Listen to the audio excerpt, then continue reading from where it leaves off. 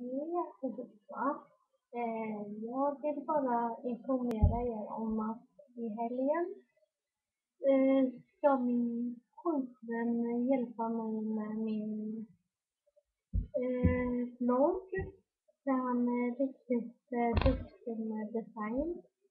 Så, och i helgen ska jag åka till min älskling. Eller pojkvän och vara hos han i helgen. Och ja, imorgon så ska jag ja, annars så ska jag inte göra det. Men jag kan säga att det är riktigt skönt att vara hemma.